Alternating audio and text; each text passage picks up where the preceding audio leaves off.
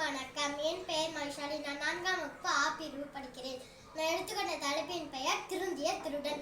ஒரு நாள் நரேன் பாபாவுடைய ஆசிரமத்துக்கு போனாராம். அங்க ஒரு துறவியை பார்த்து அவருடைய பையன் அவருடைய மகன்லாம் சொன்னாராம். அப்போ அந்த துறவி பாபாவுடைய சொத்தெல்லாம் எடுத்துட்டு போலான்னு சொல்லிட்டு அந்த சொத்தெல்லாம் எடுத்துட்டு ஓடி போயிட்டு இருந்தாராம். அந்த பாபாவரையும் பார்த்து அந்த திருடன் பின்னாடியே ஓடினாராம். அந்த துறவி பின்னாடி ஓடும்போது அந்த துறவி பாபாவரி ஓடி வர்றதை பார்த்து அந்த பையன் பயந்துக்கிட்டு கீழே விட்டாராம். கீழே விட்டுட்டு அந்த பாபாவரி என்ன பண்ணாரா, அந்த பையை எடுத்துட்டு அந்த துறவியை பிடிச்சி இதெல்லாம் உன்னோட சொத்து தான், என்னை மன்னிச்சிரு அப்படின்னு சொல்லிட்டு ரொம்ப கெஞ்சினாராம்.